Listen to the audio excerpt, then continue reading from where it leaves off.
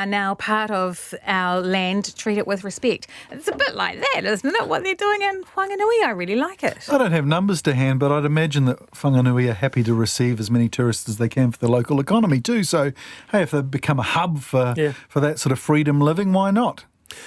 Often affected, though, are the smaller and incredibly picturesque towns. Let's say Amapo or Maraho or Tekapo, visitors, sucking in very cheaply all that we have to give. What do we get? Litter.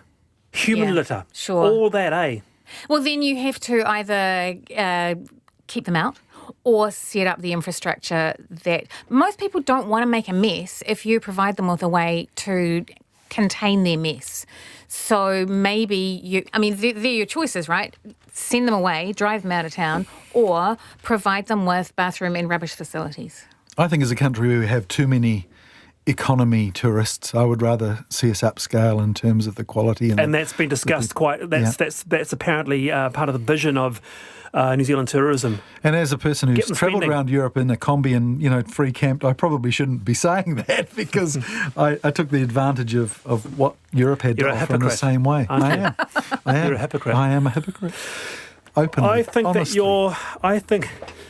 but a very nice one. I think your panellists are too optimistic.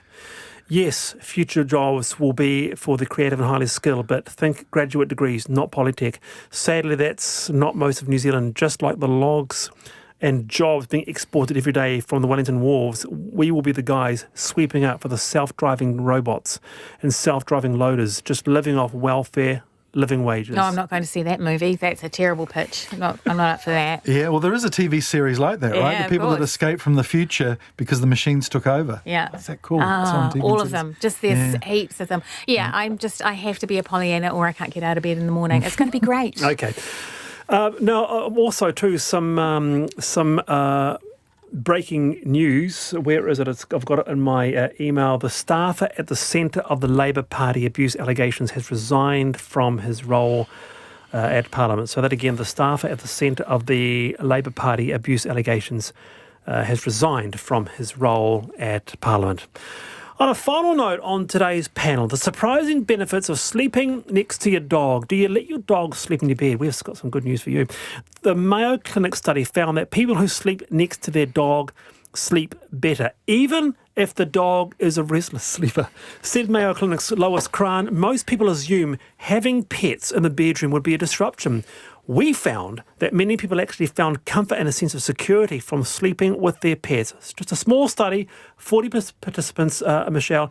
Every single one said sleep better with the dog. I think it's something primal. I think back, in the Stone Age, you'd have an animal round the fire who wakes easily to go, hey, there's a bit of trouble. Yeah. That's a good point. Yeah, I think it's great. I don't have a dog, but my cat is quite often allowed to sleep on the bed until his third breakfast. So he'll have breakfast at 4, scratch, scratch, give me a biscuit, and then at 5, scratch, scratch, give me and then doors are shut. But I really love, there's something, you're right, primal about sleeping with your animal companion. I feel really like I've been given a gift when my cat sleeps on the bed with me. Oh, Mike, you've got a dog who sleeps alongside you? No, but I was reading that onions in your socks are really good too if you've got a cold. That's tomorrow's panel. It's sorted. Can someone respond to us? Is that true? Mike Ruhu and Michelle Aycourt, thank you very much. I'm Wallace Chapman, back tomorrow from 3:45. See you then. Checkpoint next.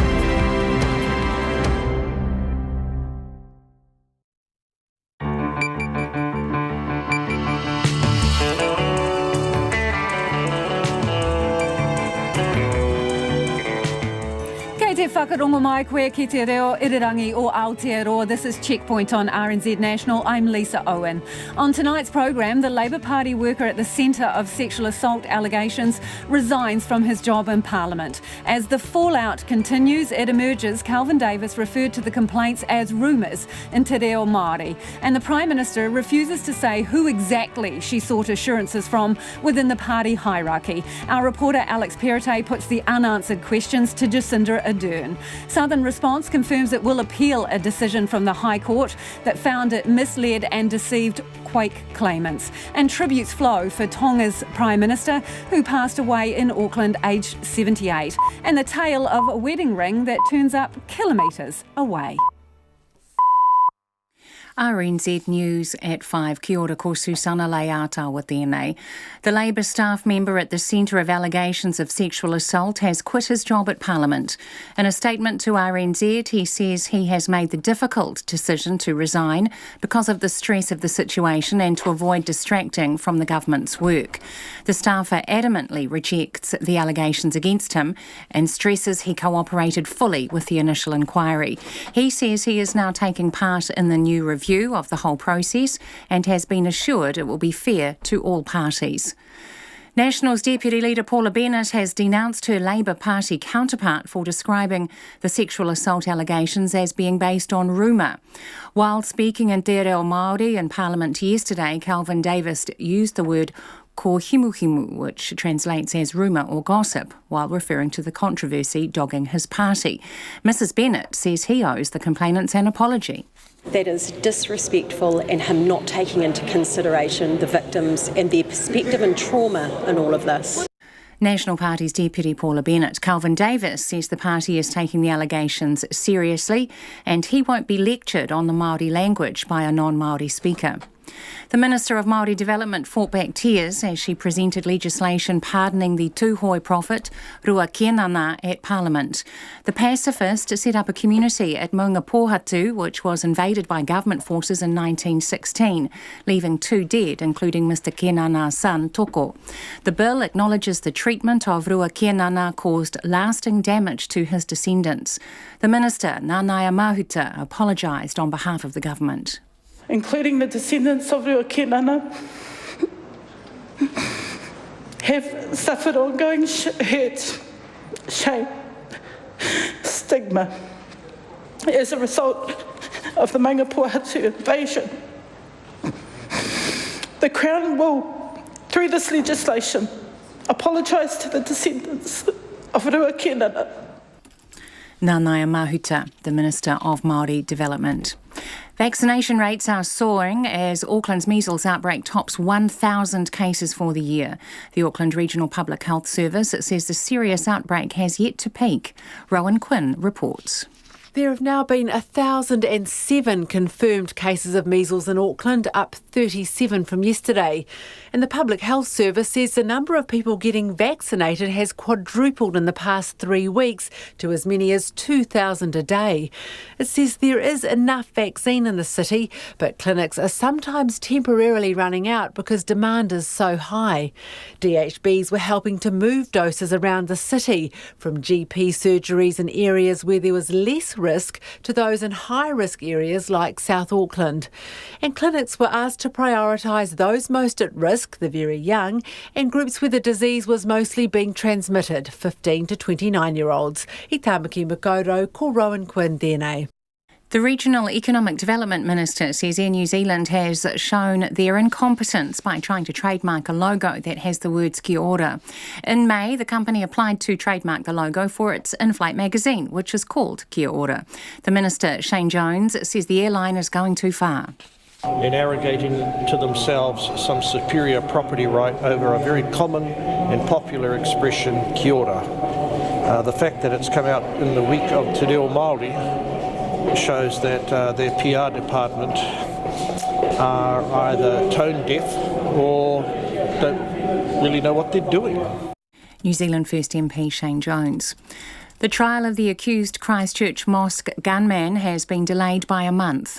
Brenton Tarrant was set to stand trial on May 4th next year, but that date clashed with Islam's holy month of Ramadan. The High Court has moved the trial to a new start date of June 2nd next year.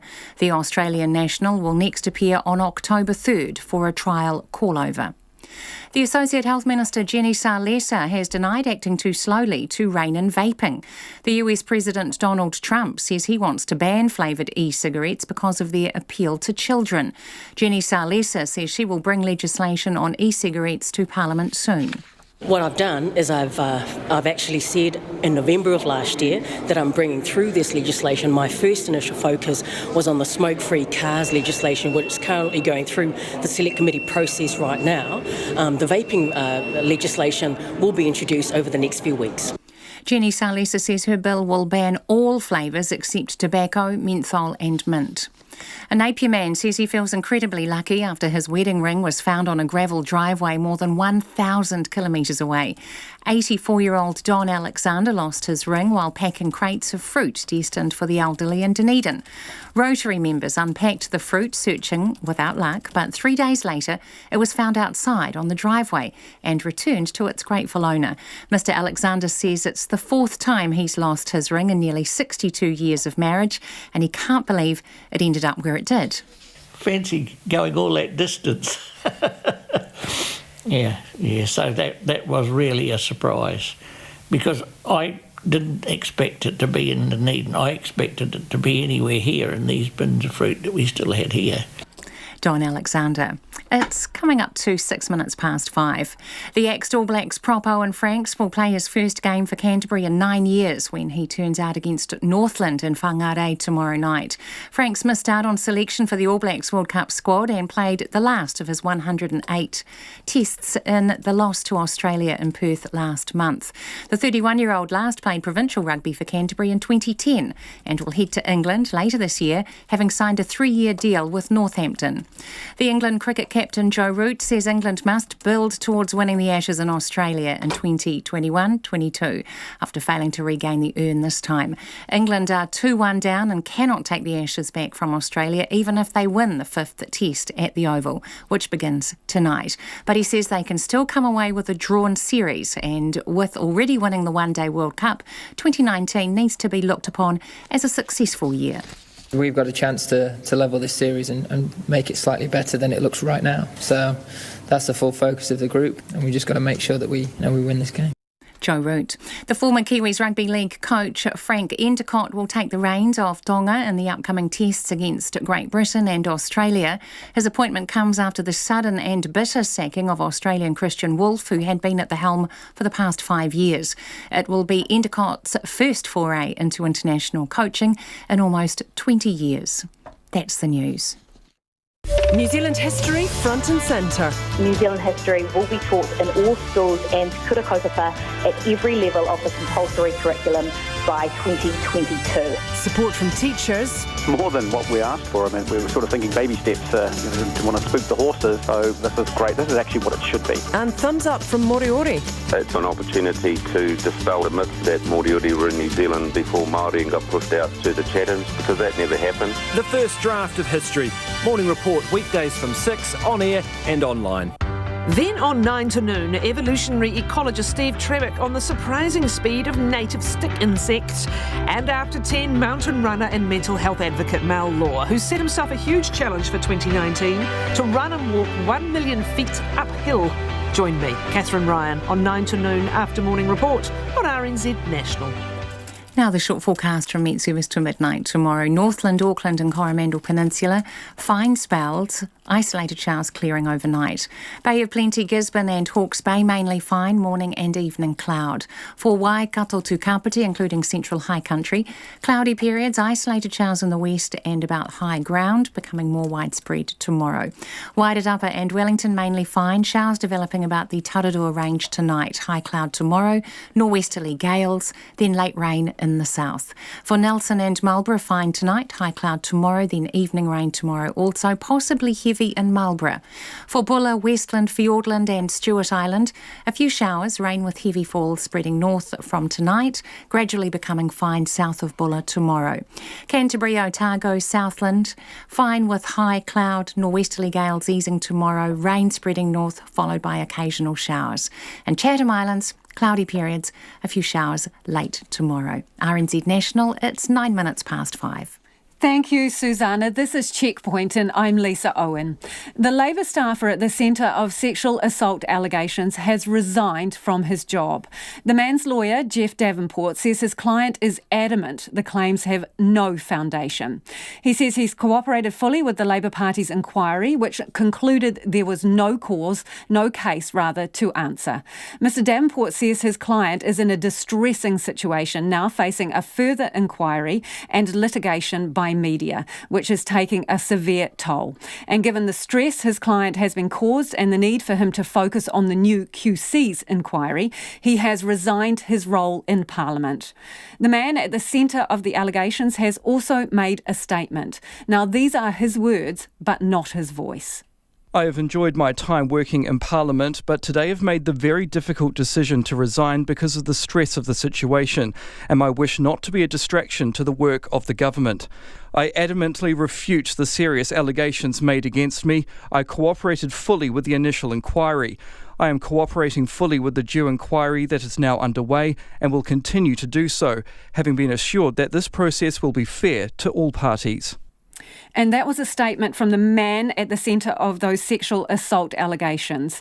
Meanwhile, the Prime Minister is refusing to say exactly who within the Labour Party assured her there was no sexual assault complaint. Nigel Harwood resigned as Labour Party President yesterday amid mounting pressure over the party's handling of complaints against a Labour staffer.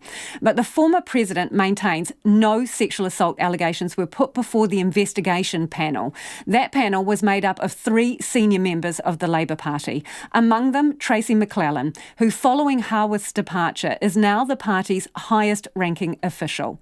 However, at least 2 complainants say they did tell the panel of the serious allegations, and one of the complainants says he outlined the sexual assault allegations in a face-to-face meeting with Nigel Harwood. Today, our reporter Alex Perrottet put a number of unanswered questions to the Prime Minister. What I am here acknowledging today as the leader is that we have work to do, and I won't deny that. In fact, that's been an issue the party has had to acknowledge over the past year, and it's now very, very clear the areas where that work is most needed. You sought reassurances from your party, as you say, about 5 weeks ago that there wasn't a sexual assault complaint. Who exactly did you seek those reassurances from? Again, I do want to acknowledge that we will have a QC process that is going to enable us as a party to look at areas where we have failed in this process. But who did you speak to, Prime Minister? And I do want to allow that process to run its course.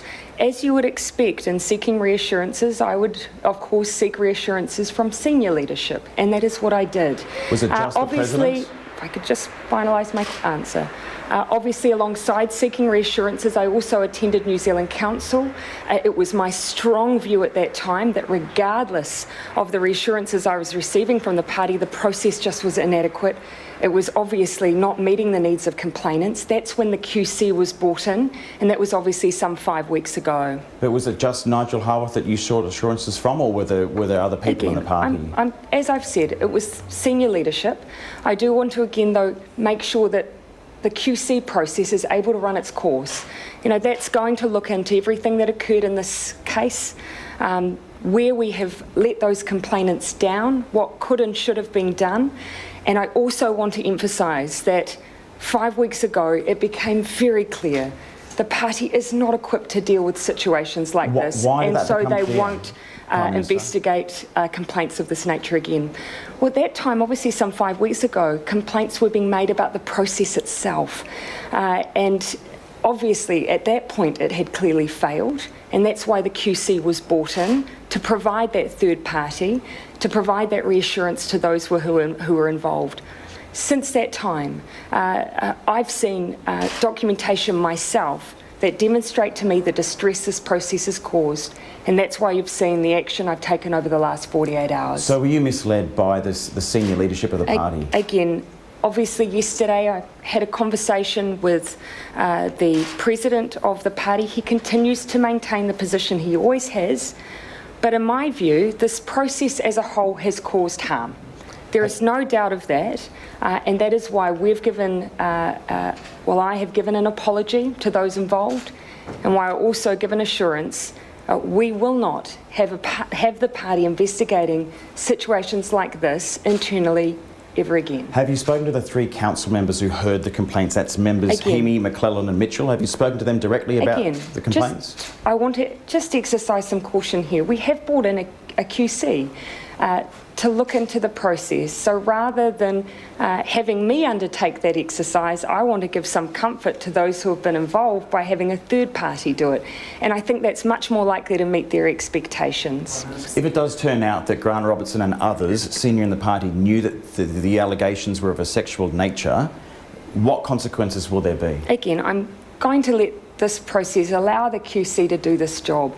I don't think it is for me to go in and inquire personally when actually at this point the failing for these complainants has been that the party just hasn't managed this well at all. The best thing I can do is oversee a process they can have some faith in. That's why the QC's been brought in, and I do want to let that run its course. The punishment for the President is that he has already resigned. Is there a similar punishment for those who have later found out that they knew as well? Again, I don't want to get ahead of that process, and I don't want to make any predeterminations. What I did make a clear decision on yesterday was, from what I'd seen, the process that the party, even if they entered into that with good faith and with good intentions, regardless of that, it's obvious that it's caused harm. That's very, very clear, and it'll be clear to anyone to see that. And so that is why I had the conversation with the President yesterday, and that has obviously resulted in him offering his resignation. So what are the terms of reference for the QC? Yeah, those are currently being finalised in conjunction with complainants. That's obviously an important part of the process. I've set an expectation that it needs to allow the full process that's been involved to date to be covered by the QC. But obviously complainants are involved in that, as I understand. So have those terms changed since the new information's come to light? I've sought reassurance that they're broad enough in scope to cover what needs to be covered and to satisfy the complainant's needs, and that's currently in train. Who's in charge of the Labor Party now Nigel Howarth has gone? That by the rules of the Labor Party defaults to the Senior Vice President. That is only a temporary position until the role is balloted, and there's a time frame set around that. So that's Tracy McClellan? That is by our rule book. That is where it defaults to. I do want, those are matters though for the New Zealand Council. Again, it is a balloted process. And the holding of that role is a temporary one. I just want to ask, how appropriate is it that the person now leading the acting president of the party was one of the three members who heard those allegations? Again, just to be clear, that's obviously an automated process, really. So that defaults to our Senior Vice President. It would be a decision for New Zealand Council if there was any alternative to that. But are you happy with the arrangement? And just again, to highlight, this is very temporary. There's only a matter of the weeks required to ballot members, and then of course a new president is put in place. New Zealand Council could make alternative arrangements, as I understand.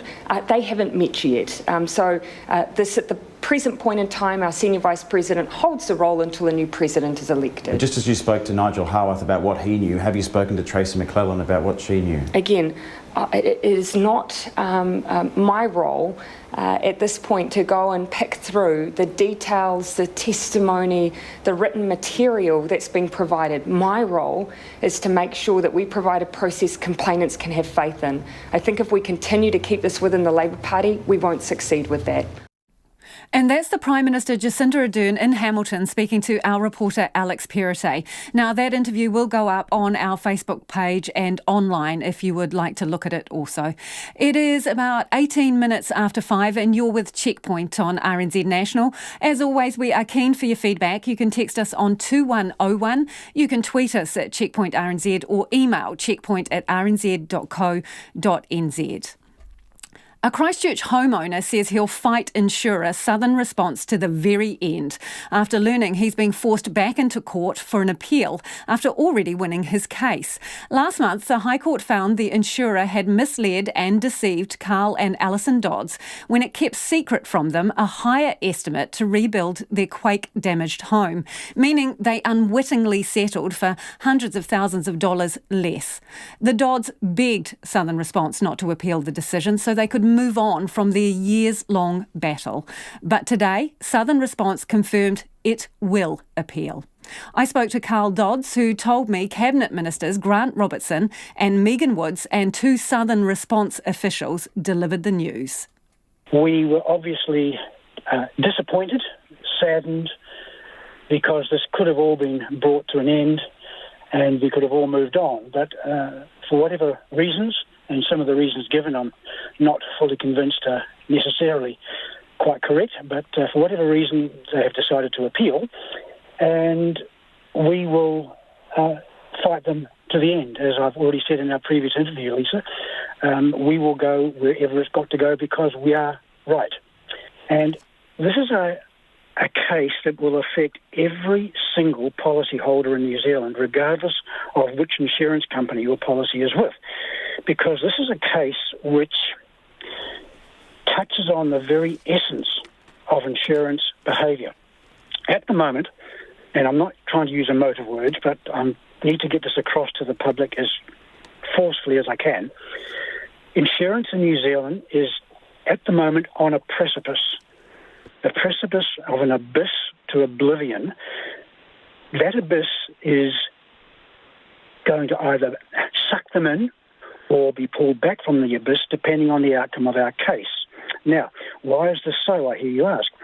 It is so because what is at stake here is that if we lose, it sends a signal to all insurers that it is okay to misrepresent facts and figures.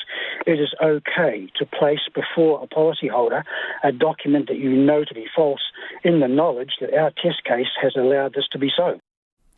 Now, Southern Response declined to be interviewed on Checkpoint. In a statement, it says this was not an easy decision for anyone. Southern Response says it is appealing to gain better clarity around its legal obligation to go back in time to claims settled on a full and final basis and pay people more than they were entitled to at the time their claim was settled. Now, a short time ago, I spoke to the Minister in charge of Southern Response, Grant Robertson. He told me the decision to appeal the Dodds High Court judgment is the government's decision and maintains it's the right decision, but he says it was a tough one to make. I'm sorry for the situation that they find themselves in, but on balance, the decision we've had to make here is about the longer term issues that are facing Canterbury, and indeed for the New Zealand taxpayer to be confident that we've got clarity about what needs to be done. Ultimately, once we get that clarity, it is my intention that we'll move towards proactive solutions for the people who are affected. So I am very sorry for the Dodds that they are in the middle of this. We've sought to recognise that by taking on their legal costs and paying those and their future legal costs within this process. But we do need clarity for the sake of other Cantabrians and indeed for all New Zealanders. So you're basically using them as a test case? It's a form of test case. I mean, what we're really doing here is seeking to get clarity about effectively the scope and the scale of the judgment, whether or not this means going back and looking at other settled cases where payment hasn't been made around issues like professional fees. That is an important consideration. It's an important consideration for those who might take future court cases in Christchurch. And the reality is, if we stopped today, there would almost certainly be other court cases. We can hopefully resolve matters through this case so that others don't need to go down that path. Do you need the court, though, to tell you what the right thing to do is? Couldn't you just, as you say, proactively decide that this is what you're going to do? You're going to go and pay those people the balance of what they think they're owed? Yeah, we just need more information to be able to put together a proactive solution. At the moment, we don't have that clarity, and so that's what we're seeking out of this Court of Appeal process. I'm incredibly conscious of how long this has taken for the Dodds, and we've said that we'll work with the Dodds' lawyer to get what is called a priority fixture within the Court of Appeal so that we can move this through as quickly as possible. The commitment that Minister Woods and I made today to the Dodds in person was that we wanted to be constructive through this appeal process. Let's get the clarity on the scope and scale here and work to come up with a proactive solution for all of the claimants who are affected. You've had some documents from Treasury. They've done a report to suggest what the fiscal risk here is to the Crown. How big is your liability here? What have they told you? Look, I'm not going to get into that today except to say that it is significant. Why not, Minister? because for reasons of commercially in terms of what may happen at the other end of this. All I can, and I'm prepared to say to you it's today, Lisa, it's taxpayer money though. Okay, so just give us a ballpark then. What do you think you're up for? It's a significant sum of money, but I take your point. It is taxpayer money, and that's why we're going through the process we're going through now, is to get that clarity so that on behalf of New Zealand taxpayers and even Christchurch taxpayers who are affected by this, that we get it right. But we are talking here about potentially a very significant liability for the Crown. Billions? I'm just not going to give numbers today, Lisa. How many people are waiting in the wings, do you think? How many cases have parallels to this? Again, that is exactly the reason why we're getting some clarity, to make but sure that we understand. But you must have a ballpark. You must have been given a ballpark and all of this information about your fiscal risk. So what have you been told about the number of cases that are out there?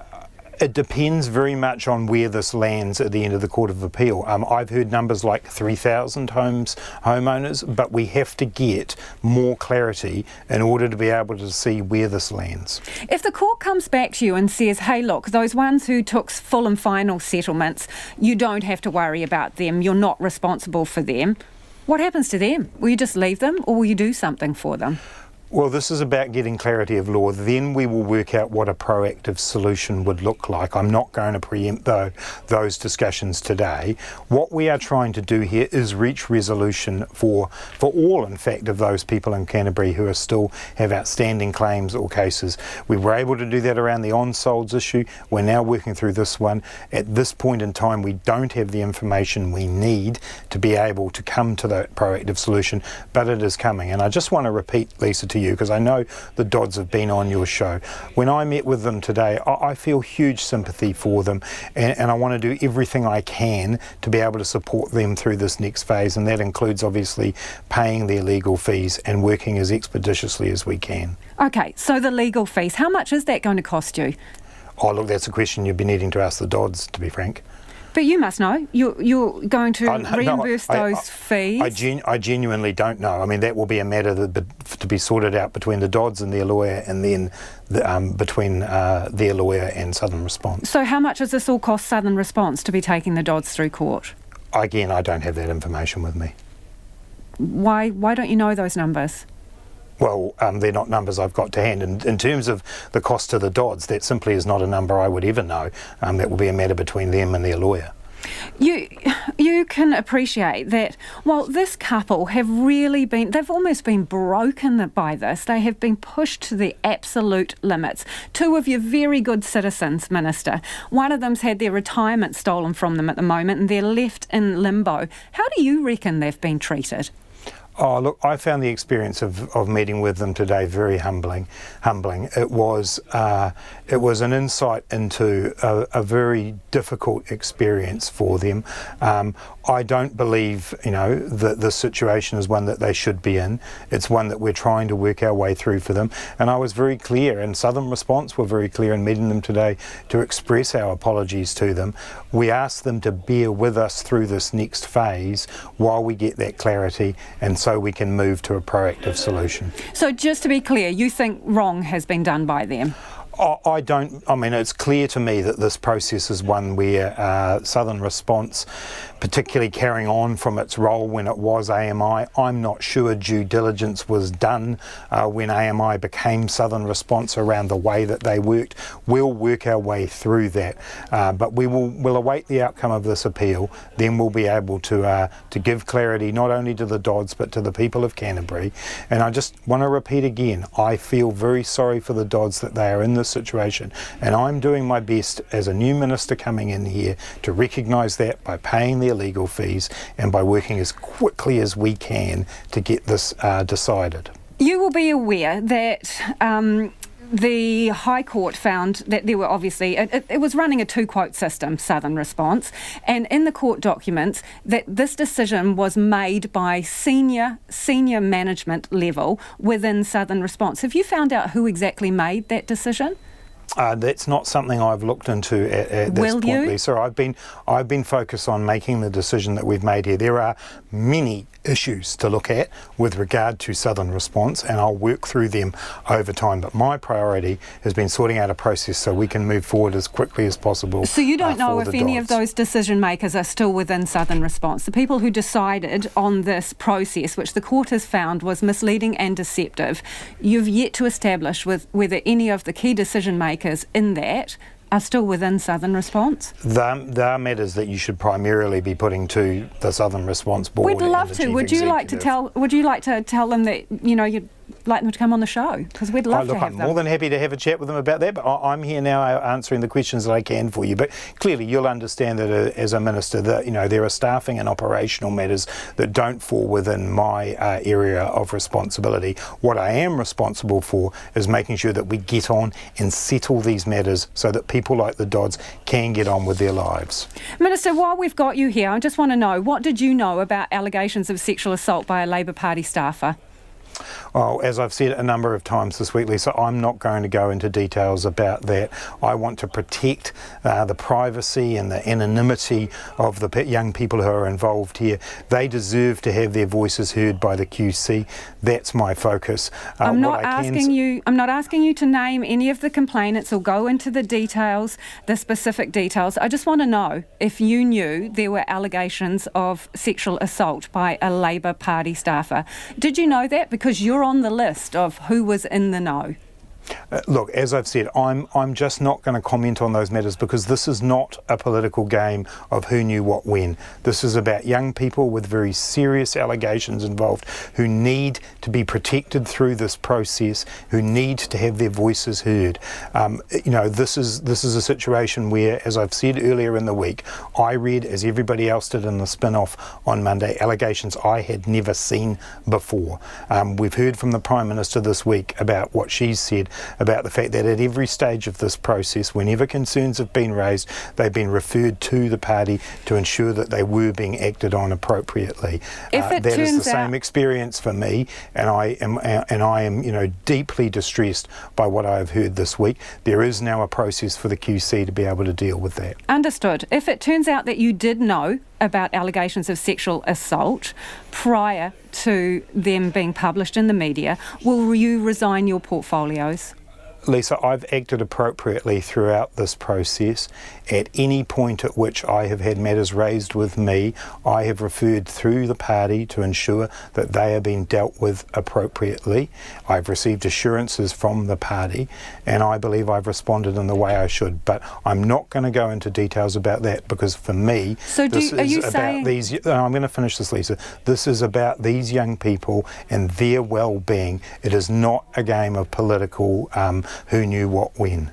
Are you saying that you passed some information on to the party about these matters? What I'm saying is, and I'm not going to get into specifics, is that I have acted appropriately throughout this process, that wherever I have had concerns, wherever I've had things raised with me, I have spoken to the party to seek assurance that they have been dealt with appropriately. I'm not going to get into details. When you say the party, who do you mean specifically? Who did you seek assurances from? Again, I'm not going there. This is a matter that has to be dealt with through the QC. Why can't you give us some names? In the interest of truth and transparency, just tell us who you sought assurances from. Because this is a process that the QC has been brought in to deal with, and I know you're doing your job, Lisa, to ask questions like this, but this is actually not about politics. This is about the young people involved and ensuring that they now get their voices heard, that there is a good process. The Prime Minister has made the point.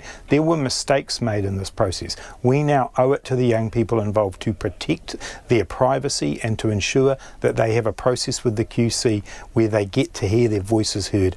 That's the process I'm supporting. Has the Prime Minister had a conversation with you about what you know and what you knew?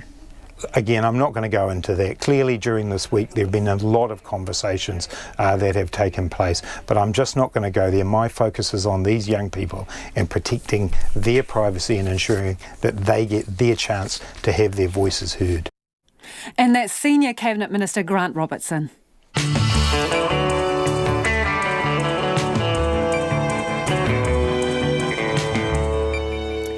Coming up on Checkpoint on RNZ National, compulsory history will be taught in New Zealand schools from 2022. That's New Zealand history. And tributes flow after the death of Tonga's Prime Minister, and why Hornby residents are celebrating, or should that be splashing?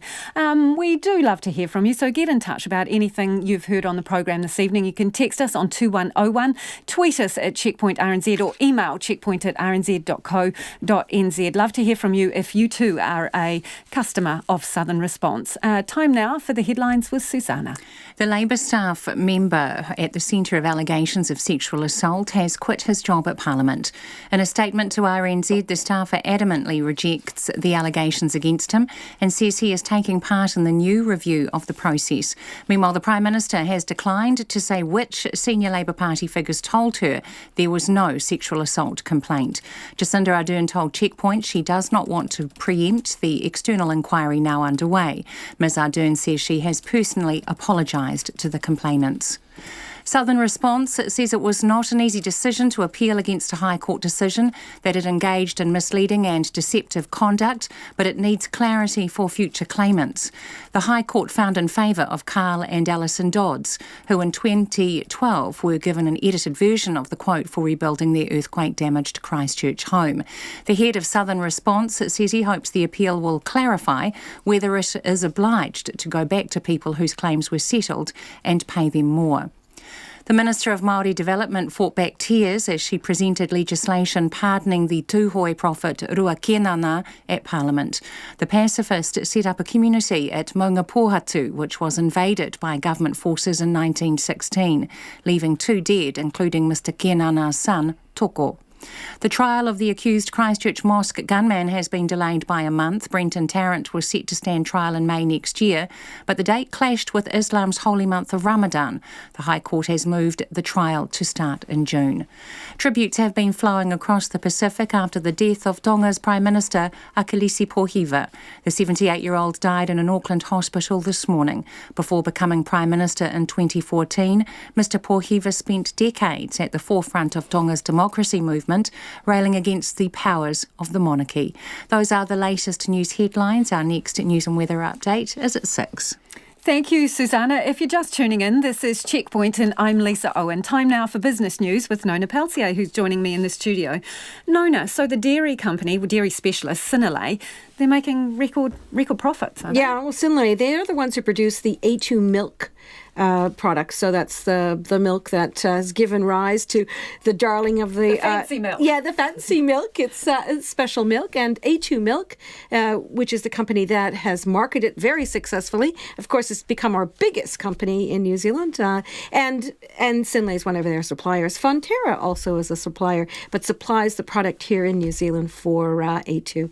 Anyway, so Synlait, their underlying profit guidance. I'm reading the one wrong here. Yeah, their profit for the year to July was 82.2 million, and that's a 10% increase on the year before, which was 74.6.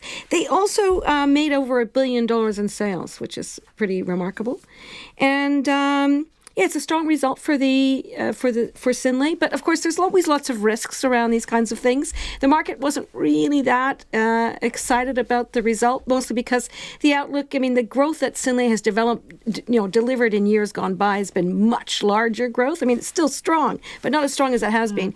Anyway, so the market wasn't that keen on it. Marked their share price down 9% as a result. Wow. Hey, fuel company Z Energy, it's saying that a lot of competition, tighter margins, they're hurting. Yeah. Which is interesting because motorists would say they're hurting. Well, I wouldn't say the company's hurting. I'd say that their profit, profit isn't what it was. And that's not just because of competition at the retail level. It's also because they had a change in their loyalty program. And that saw some of their customers walk away from them. Didn't really want to use. They had an AA loyalty program. They scrapped that. And now, so some of the Caltex customers weren't too keen on using their, didn't want to use their loyalty, so stopped going. So that they did see a drop in customers. Not just that, but in addition, their gross refining margins, because they have a share in Marsden Point, and those were narrower. There was a little bit of a better month in August, but they don't expect that to continue. So their underlying profit guidance has been down 20% on what they thought earlier. So the first 5 months of the year, not great, and they're not expecting a big improvement this calendar year. Their year end is in March, by the way, so things might change if the world changes a bit. Who knows? Meanwhile, though, 20% drop. And so that was them. And the market didn't like that either. Marked them down 10%. Wow. What else was going on the market today, Well, Nona? we're a lot better off than we were yesterday. We dropped like We've 2. bounced back, have we? Yeah, massive drop yesterday. Yesterday was a 2% drop. Today it's a 0.2% drop, which is quite a bit less. Down only 20 points to 10,905. And our Kiwi dollar is holding steady at 64.3 US cents, 93.5 Australian, and 52.2 British pence. Great. Thanks, Nona. Nona Peltier with our business update. History was made at Parliament today when the Prime Minister announced that New Zealand history would be made a compulsory subject in all primary and secondary schools by 2022. It left iwi leaders who thought they were there solely to unveil a New Zealand Wars plaque completely overwhelmed. There too were former Otorohanga College student Leah Bell, who took a petition to Parliament in 2015 demanding a day of remembrance for the New Zealand Wars and for it to be included in the national curriculum. 4 years on and her dream has been realised. Te Aniwa Hurehanganui and visual journalist Anna Tovey filed this report.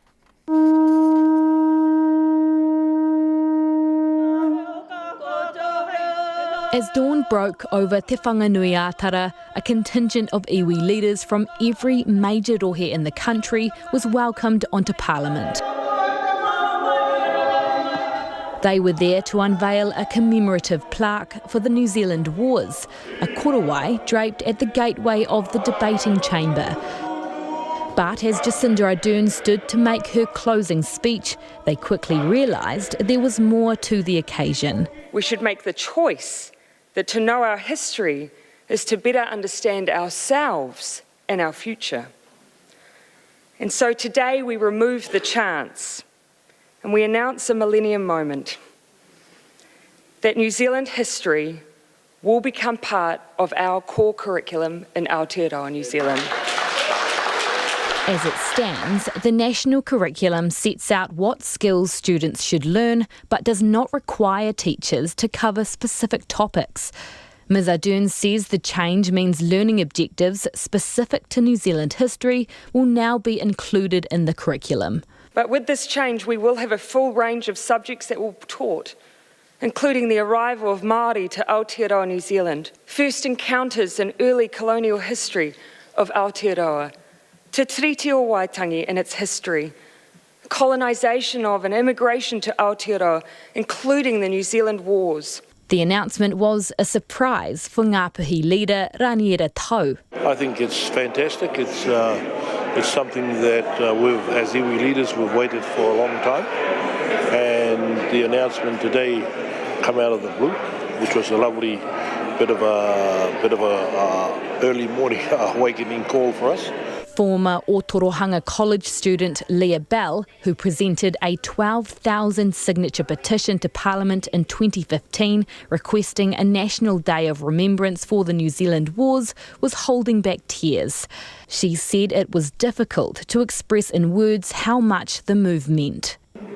The implementation of our history in the curriculum will unite Aotearoa. It will provide us with the resources, with the skills to make informed choices about healthcare, about lands, about the well-being of all people in Aotearoa. The change also backed by Graham Ball, the chair of the History Teachers Association.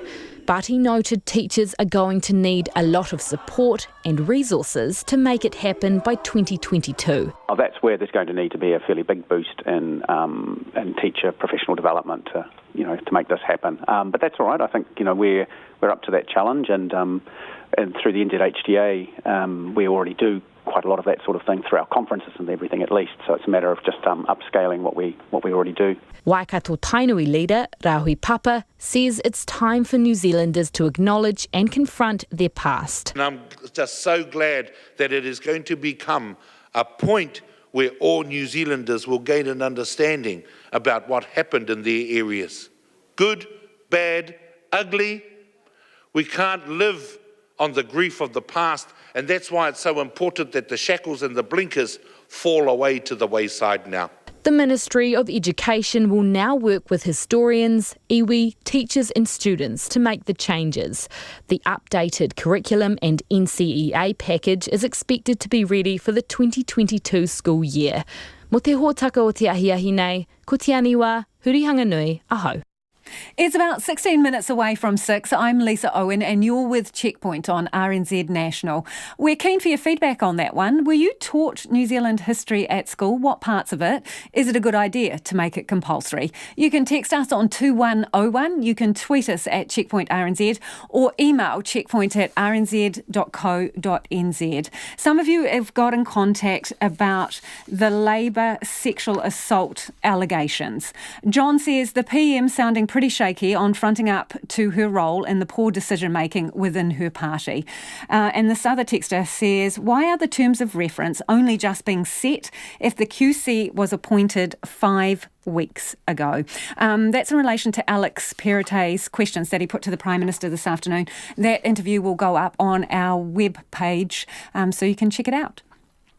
Tributes have been flowing from across the Pacific today after Tonga's Prime Minister, Akalisi Pohiva, died aged 78. Before becoming Prime Minister in 2014, Mr Pohiva spent decades as the country's foremost democracy activist, fighting against the monarchy. RNZ Pacific's Jamie Tahana looks back on his life.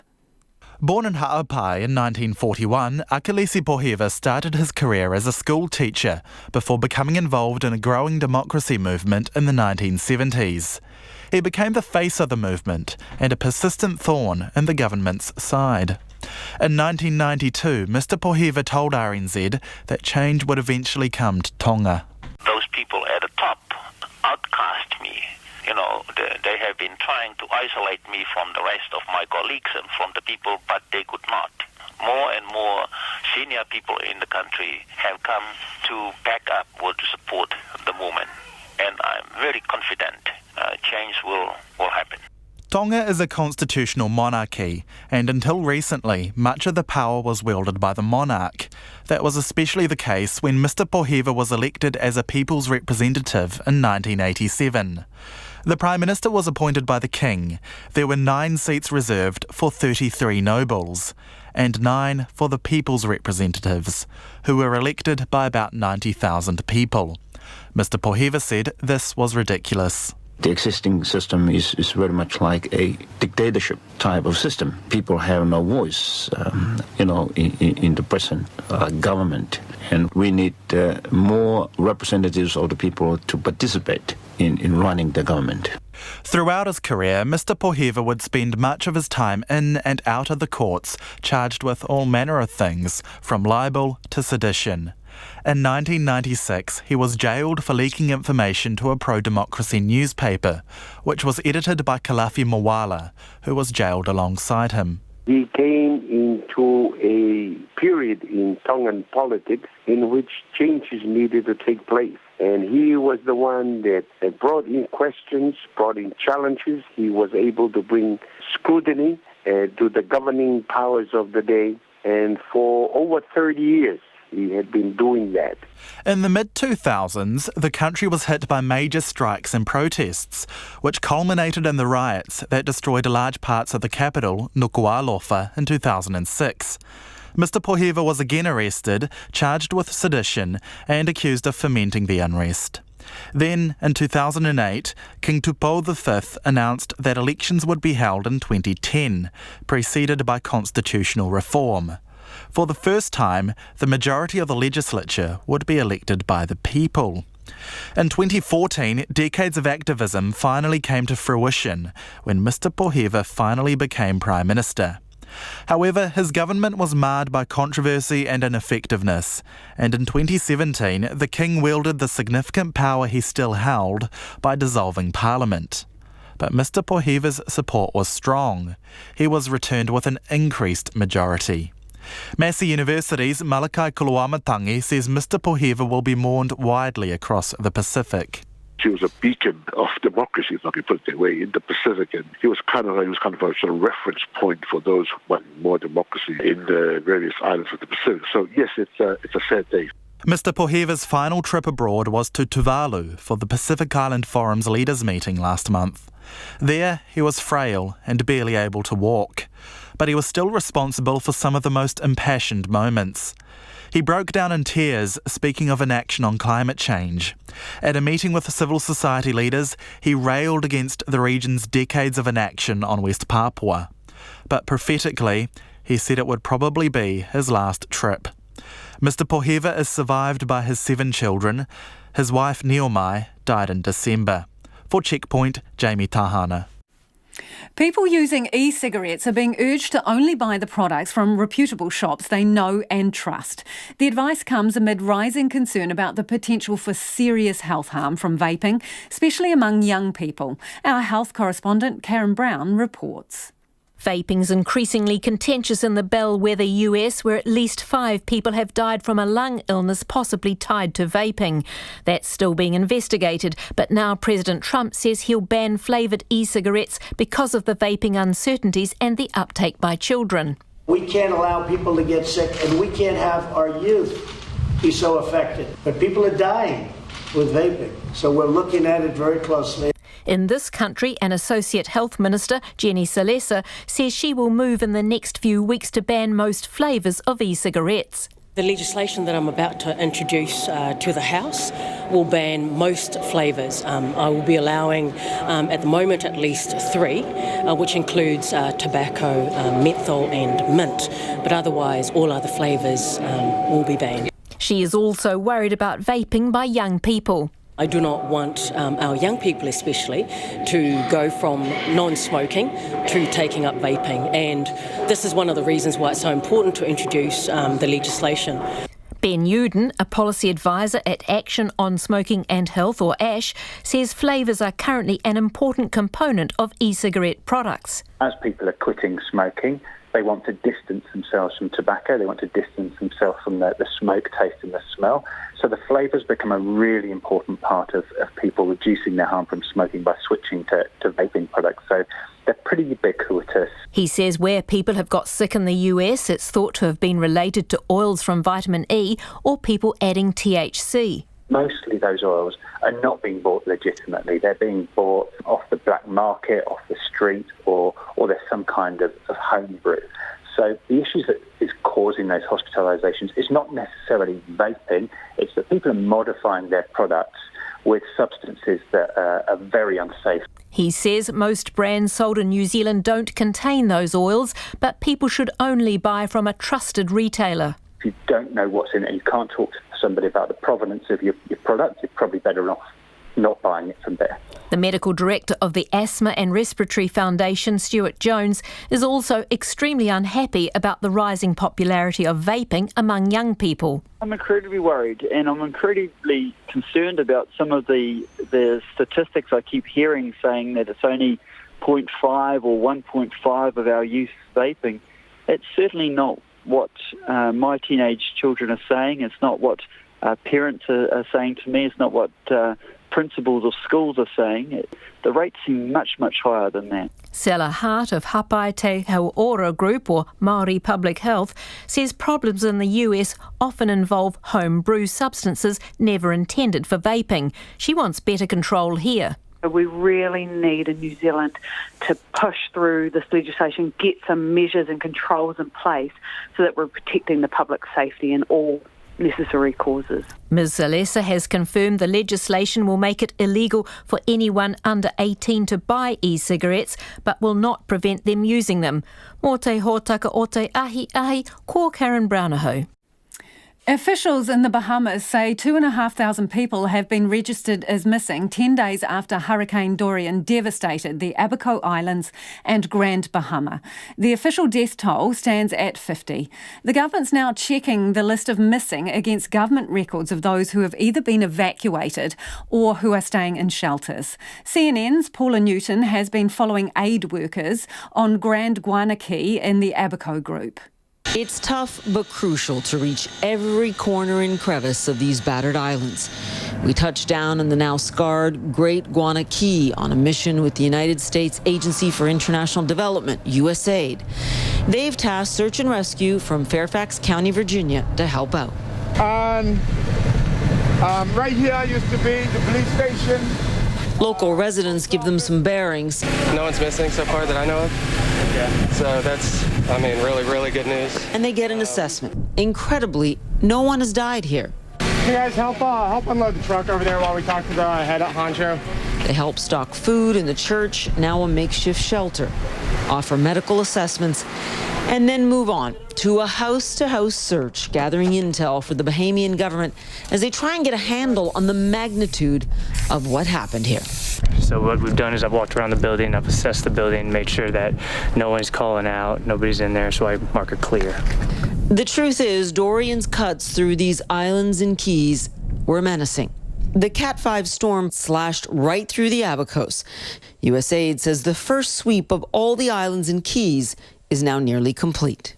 Lately, it has been a lot of reconnaissance, a lot of building structures, and then from there, kind of getting a pulse on the locals and on what they need. Getting to isolated local residents has been a challenge, and because of money and means, there's been an island divide. Places like Guana Key are only now getting any kind of official help. It's been the wealthy patrons of the exclusive Bakers Bay Golf Club on the island that have sent private helicopters and supplies, even evacuating the injured and vulnerable, residents say. Tom Brady, a star quarterback for the New England Patriots, posted that his family had been traveling to the Abacos for many years, adding it was now our responsibility to help them. I am not the biggest fan of Bakers Bay. I have not been. I fought them for 10 years in court because I didn't want that golf course built, but they have been our savior during this. This is going to take a lot of money, a lot of time, and a lot of dedication. And I pretty much stood up in the meeting last night and cried. I said, we can't do it alone. We need help. Lots of help. USAID will continue to help with recovery efforts, taking its cue from the Bahamian government. But the truth is, some locals have lost everything and have no insurance. It was just too expensive in recent years. The cruelty of this storm did not distinguish between rich and poor, but already the recovery has. And that was Paula Newton with that report. And I've got to admit, I really like this story. A Napier man's wedding ring has taken a miraculous 2,000-kilometre return trip thanks to an eagle-eyed Dunedinite and a bit of plain old luck. 84-year-old Don Alexander lost his ring while packing crates of fruit in Napier last week. He thought it was gone forever. And as he told our Hawke's Bay reporter, Anusha Bradley, while it's not the first time the ring has gone missing, he never expected it to be discovered that far from home. It all started when the retired school teacher was packing bins of donated lemons and grapefruit for the elderly in Dunedin. And with handling all that fruit, all of a sudden I realised that I'd lost my ring. And so we thought, well, we had 12 bins of fruit. Which bin is it in? 4 crates were sent to Dunedin, where they were stored at fellow Rotary member Barry Johnston's business. He says they searched high and low for the missing ring with no luck. But 3 days later, while moving some pallets, something caught his eye on the driveway. And found this shiny gold ring glittering in the sunshine down here, and pure chance. So that the only reason it could get there is that when we shifted the crates, that it dropped out from somewhere, and so that's all we can think of it, and the rest of it's history. Don Alexander says he can't believe his luck. Fancy going all that distance. Yeah, so that was really a surprise, because I didn't expect it to be in Dunedin. I expected it to be anywhere here in these bins of fruit that we still had here. His wife Shirley says it's actually the 4th time Don's ring has gone missing and come back. It's been thrown out with the potato peelings, lost in a Wellington garden and slid into the deep crevice of a couch. We always seem to be losing things, but this was just amazing. It was the same thing 4 times. I told him that he'd better get it back on quickly in case someone thought he was on the market. And several people have asked me, have you still got the same wife now? She hasn't got rid of you. Well, I did notice that you're not wearing it now. No, because it's on the mantelpiece.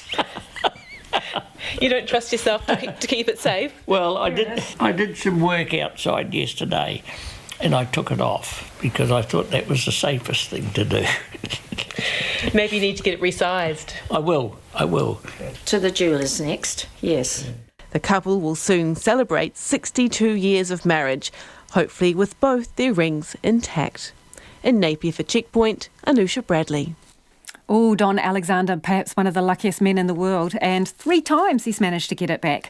In news just to hand, St Peter's College in Auckland has confirmed one of its pupils has the measles. You may remember there was an issue with a student with measles going to a ball at the school. In a letter to its parents, it says if their sons aren't vaccinated, they will need to stay home for 2 quarantine time periods. Any senior boy who was at the ball on the 31st of August and has been quarantined since Saturday the 7th will now need to remain home until Thursday the 19th of September. There's also a risk to students who are not immunised or have immunity compromised, and those students are also being asked to stay away for a period of time in quarantine, and the school is reminding them that quarantine does not just mean staying away from school, it means staying away from everybody else. We will get those exact details up on our web page so that you can check them out. RNZ News at 6. Ngā mihi nui ko Susana Leātawa tēnei. The Labour staff member at the centre of allegations of sexual assault has quit his job at Parliament. In his first public statement since the story broke, the staffer maintains he is innocent of the serious accusations against him. Here's our Deputy Political Editor, Craig McCulloch. In a statement to RNZ, the staffer said he'd made the difficult decision to resign because of stress and to avoid distracting from the government's work. He says he adamantly rejects the allegations against him and stresses he cooperated fully with Labour's initial inquiry into the formal complaints. That inquiry resulted in no disciplinary action being taken, but the whole process and its findings are now under review after the complainants spoke out to media and the opposition. The staff member says he's taking part in that new review, having been assured it will be fair to all parties. The party's president, Nigel Harworth, also resigned from his post yesterday over his handling of the whole complaints process. From Parliament, Craig McCulloch. The Prime Minister, Jacinda Ardern, says she's apologised personally to those who made allegations against the staffer. In an interview with Checkpoint, Ms Ardern refused to specify who assured her there was no allegation of sexual assault, but confirmed they were senior leaders in the party. But in my view, this process as a whole has caused harm.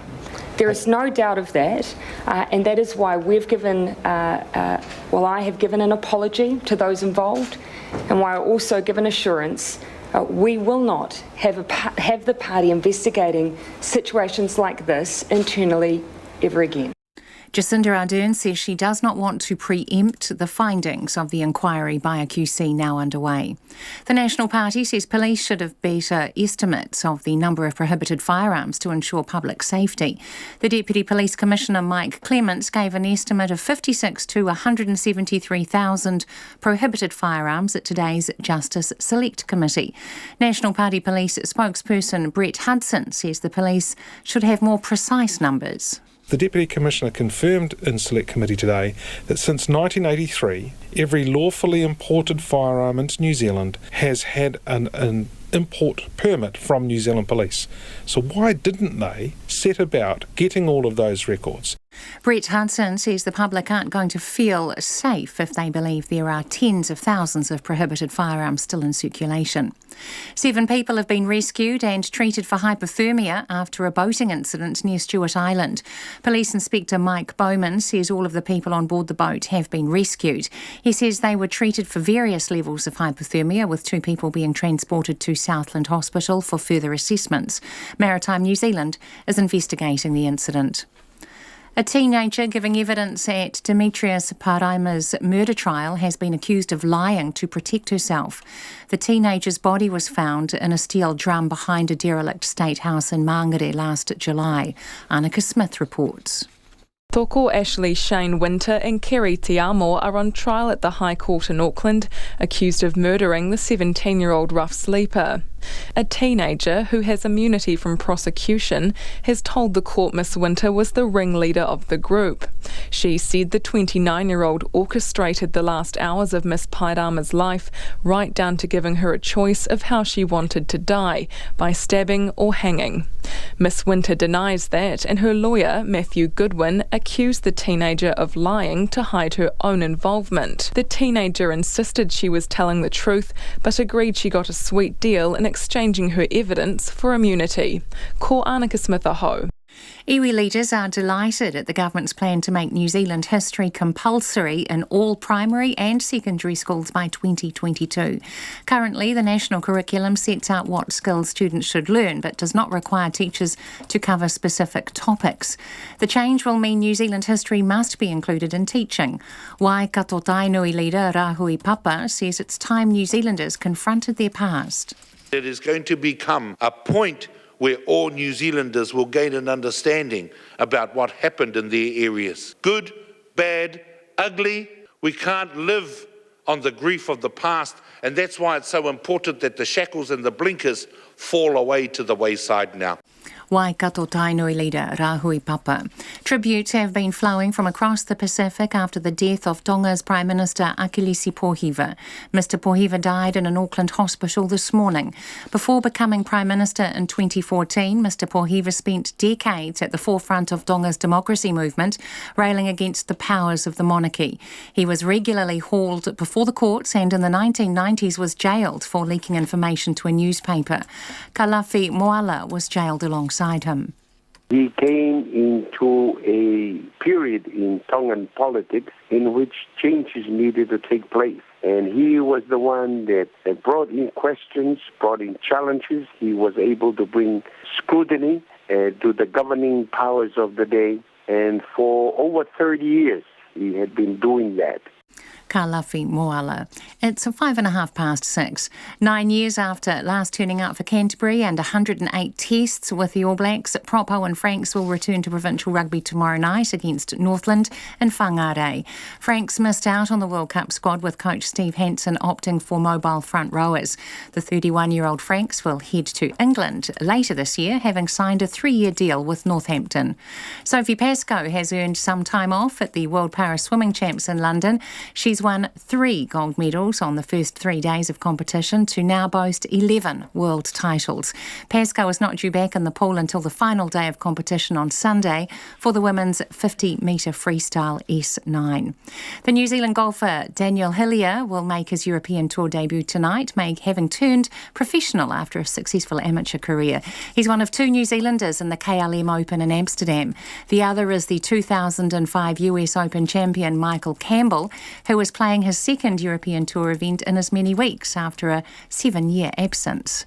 And a French newspaper has reported the 7-time Formula One world champion Michael Schumacher is conscious after undergoing stem cell treatment at a hospital in Paris.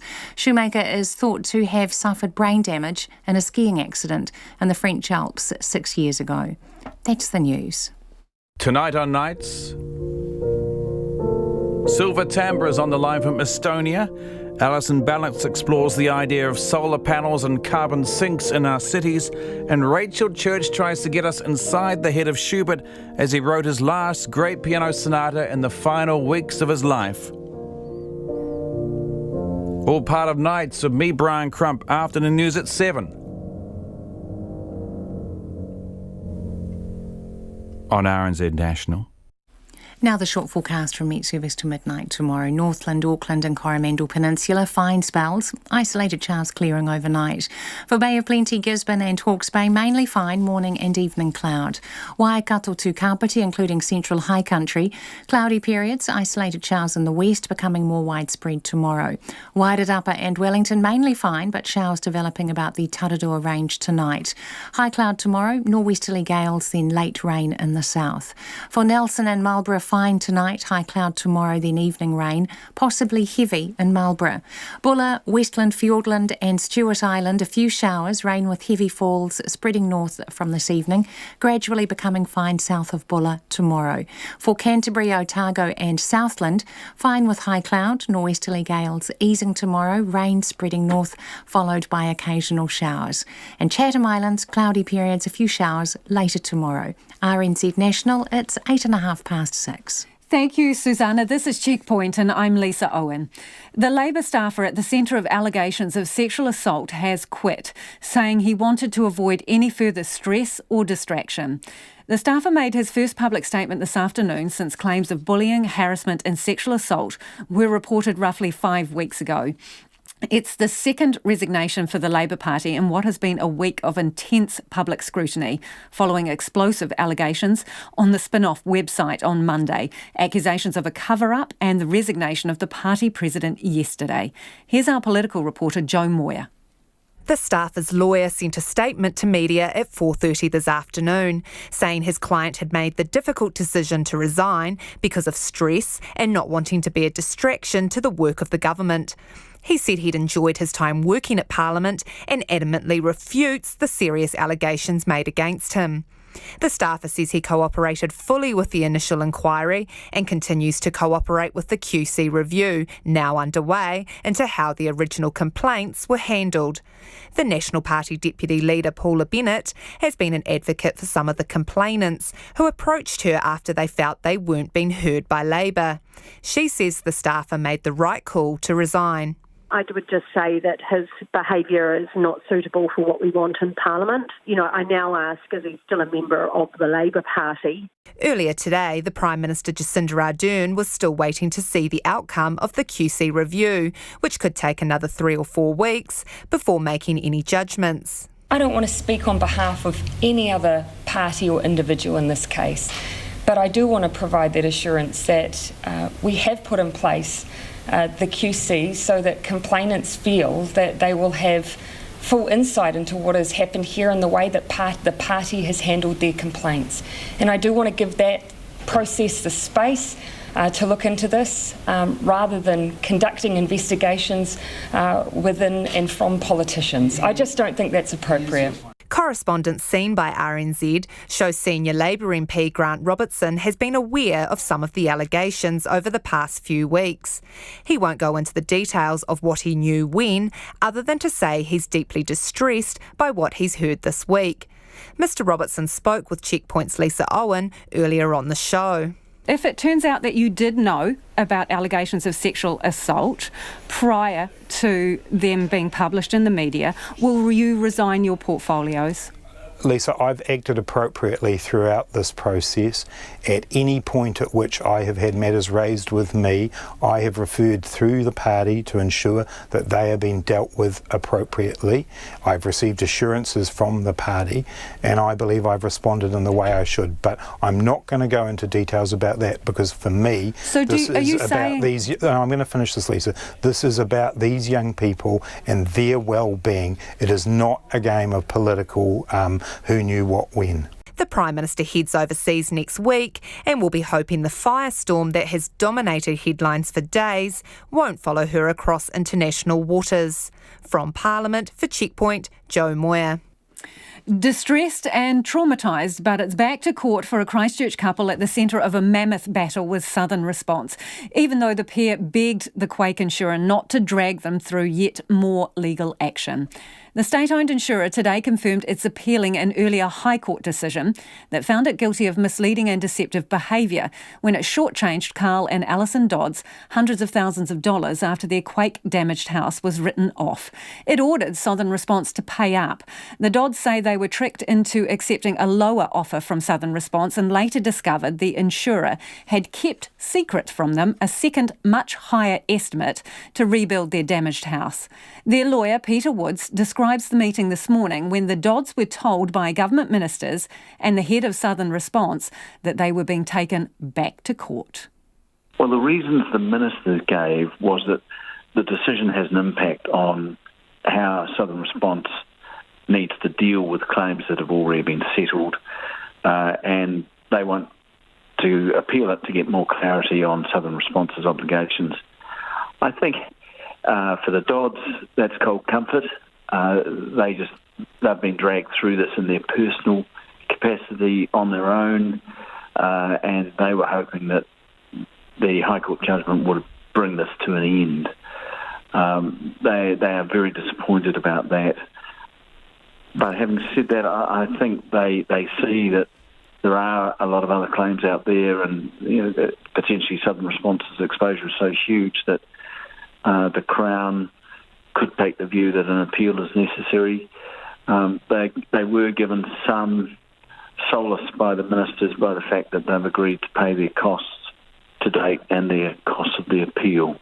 But still, the Dodds were really disappointed that it's still going to go on and on. What was it like in that room? What was the atmosphere like? The meeting was very respectful from both sides.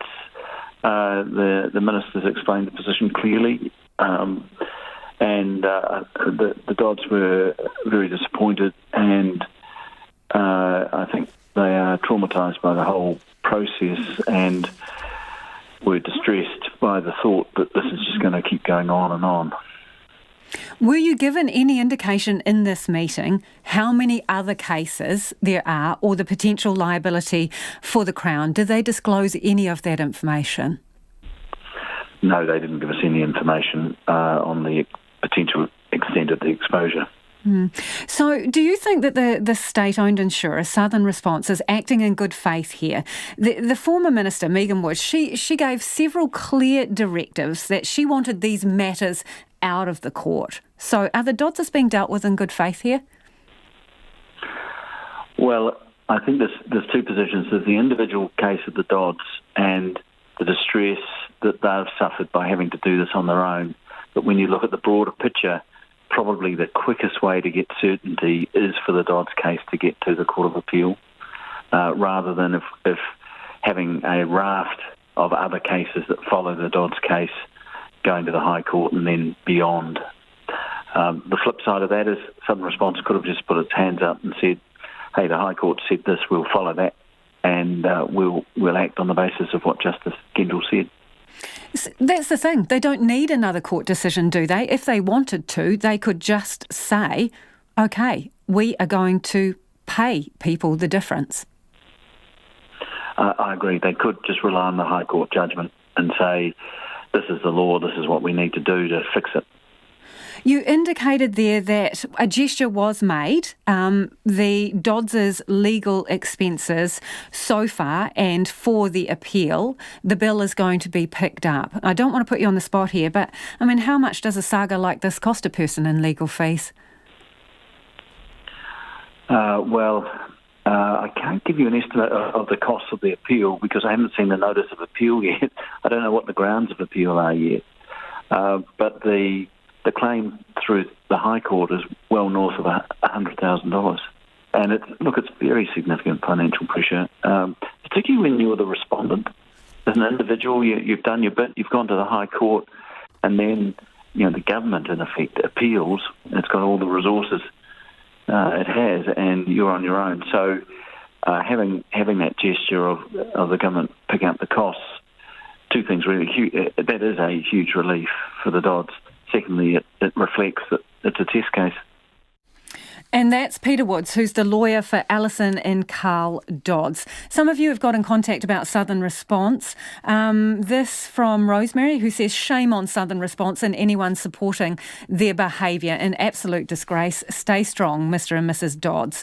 Also, Ali and Rob have been in touch to say, clarity of law. Hasn't the court already done this? What info do they not have? Just awful for the Dodds. Is the minister being misled? Thank you all for getting in touch. It is almost 18 after 6 and you're with Checkpoint on RNZ National. The National Party says the police should be doing more to find out how many new prohibited firearms are in the country.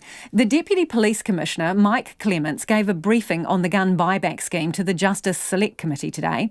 National says there needs to be a clear picture of how many guns are out there to keep the public safe. But the police say the focus needs to be on creating an environment where owners feel comfortable handing their weapons in. Here's political reporter Charlie Drever. Nearly 20,000 guns and 74,000 parts have been handed in to police, with 3 months to go in the gun buyback scheme. The Deputy Police Commissioner, Mike Clements, says an estimate of 56 to 173,000 prohibited firearms were given to help price the scheme. But National Party police spokesperson Brett Hudson says that number is too broad and at odds with the information he's been given. The police themselves, in advice to ministers, including Minister Nash, Minister Little, I believe the Prime Minister as well, earlier this year, the beginning of April, their own high-end number was 240,000, which is quite considerably more than the number he quoted, which comes from the KPMG report. He says the police have the capacity to get a better estimate. The Deputy Commissioner confirmed in Select Committee today that since 1983, every lawfully imported firearm into New Zealand has had an import permit from New Zealand Police. So why didn't they set about getting all of those records and establishing to far greater accuracy just how many now prohibited firearms there are in New Zealand? Brett Hudson says clarifying the number would make the public feel safer. With such a broad range of estimates, there's simply no way the government can claim success unless they achieve exactly that higher limits sort of number. But the Deputy Police Commissioner, Mike Clements, explains it's not that straightforward. If the process in a historical sense had been that people import firearms and that the capture of firearms was against a category of firearm that we now know to be prohibited, then I think it would be a fair question. The reality is that hasn't been the process and police hasn't captured the information in that way. Mike Clements says he would love to have an accurate picture, but the police need to focus on what they do know, and that's the 14,000 registered E-category military-style semi-automatics. We've allowed a period of 2.5 months for those people to come forward, and we just want as a gentle reminder, starting this week, in fact we've already started, to reach out to those people and say, you know that there's an amnesty and buyback on, don't you? You're a person who's got a firearm that's now prohibited because it's registered in our system and you need to bring it forward. About 2,500 of those guns have been handed in, but Mr Clements says there is still time to get those numbers up. Some people, by virtue of what we've been told from Australia, whether we like it or not, the habit is to have a surge at the start. People sort of think a lull in the middle and then a surge at the end. What I'm trying to do through my messaging is to say, can we please use the entire 6 months and get the firearms rolling in? He says owners have until the 20th of December to hand in their guns. However, he adds, like Australia, it's likely to take years to get the guns back and wasn't ruling out future amnesties in the future. From Parliament, for Checkpoint, Ko Charlie Drever, DNA. Residents in the Christchurch suburb of Hornby are celebrating after the City Council voted unanimously to go ahead with a planned multi-million-dollar leisure centre. The community has been without a pool for 13 years after the last one closed in 2006. But plans to build a new one at Kyle Park recently came under threat after a local community board recommended the council not go ahead with a complex because it's a former landfill. And as Anand Zaki reports, the result comes after protesters descended on the council to push their cause. It was a chilly spring morning in Christchurch, and dedicated Hornby locals gathered outside the Hei Hei Community Centre. Their mission? To carry out a hikoi on a double-decker bus from the suburb to the council offices in the CBD and present a 600-signature petition to save plans for a pool.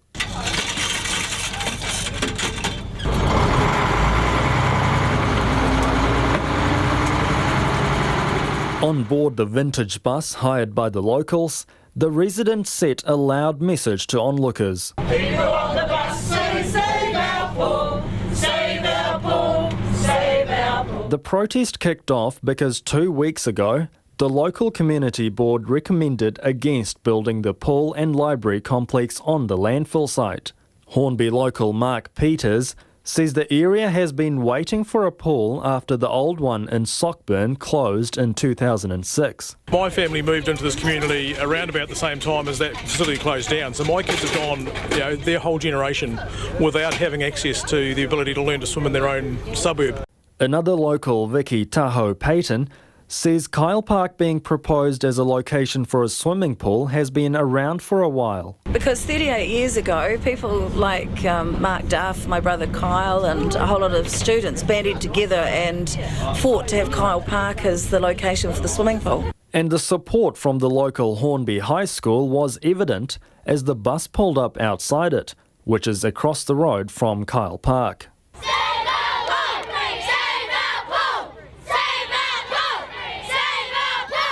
Hawesville Hornby Riccarton Community Board member Helen Broughton says she has concerns about the $5.8 million estimate to remediate the former landfill. That's coming from experience I had as a councillor, where if we were building on contaminated land, the costs always blew out.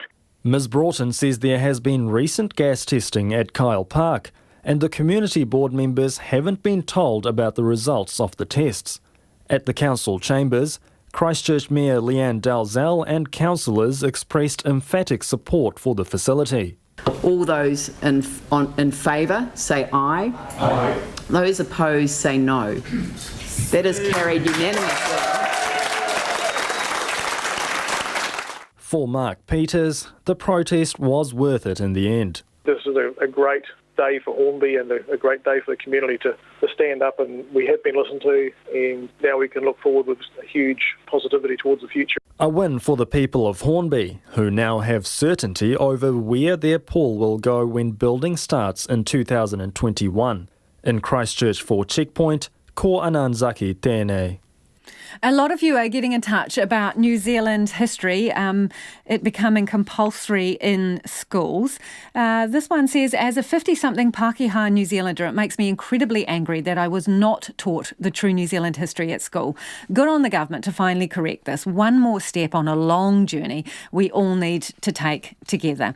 Anthony from Upper Hutt's been in touch to say, way overdue. I wasn't taught New Zealand history until uni level. So glad that my kids get to know Aotearoa's history during their school years now.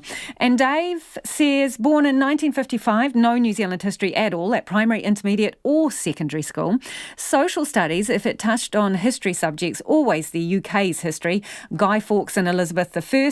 In the 7th form, I did history as a subject, but that was English and North American history.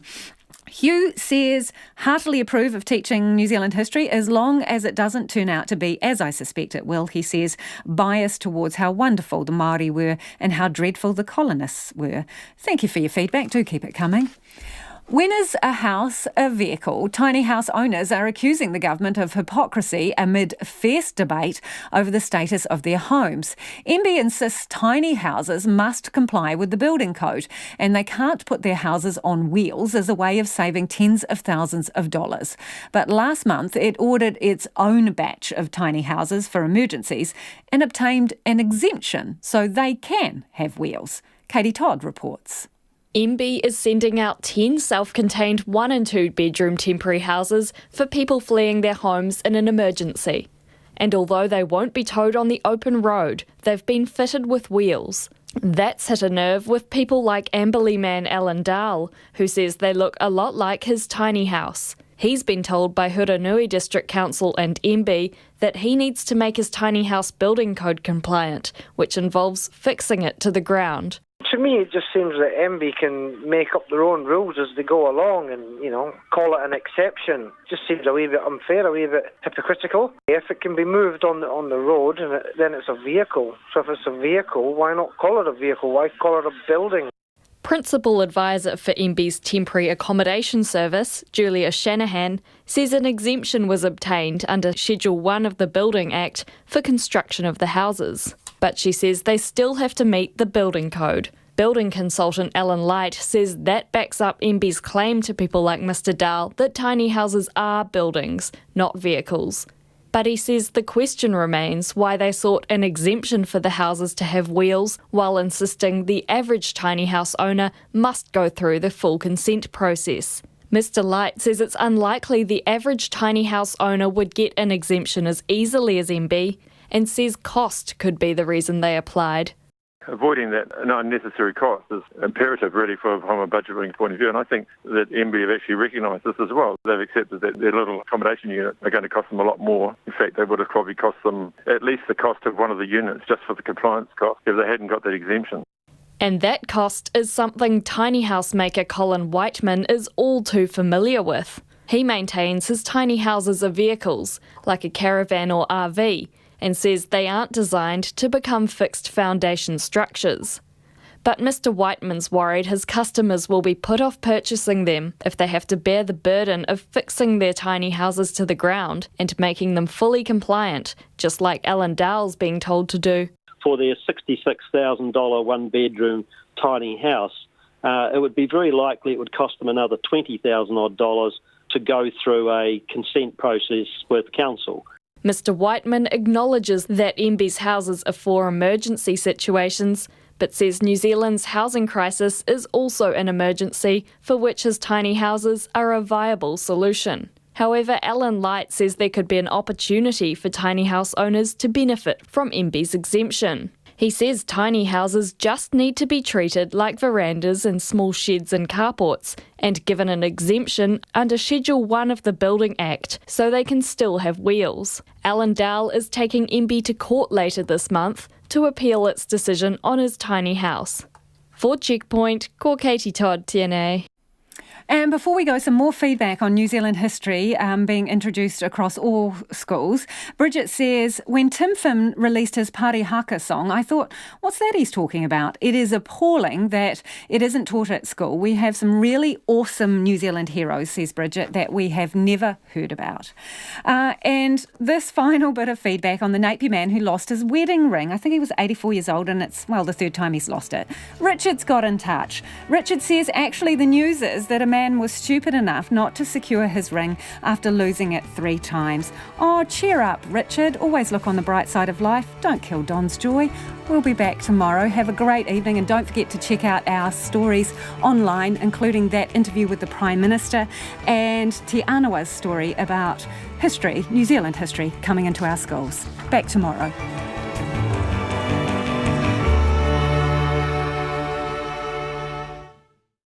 RNZ News headlines at 6:30. I'm Catriona McLeod.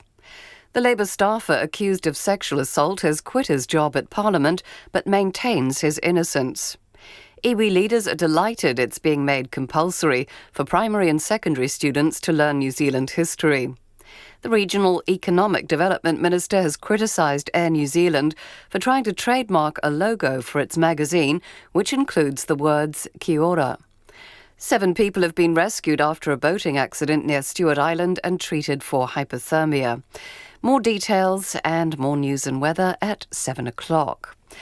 This is Trending Now, our feature highlighting the stories you've been sharing via digital and social media, a report from Parliament, the House, and first, The Detail. A warning that this edition of The Detail contains distressing descriptions of sexual assault, along with its mental health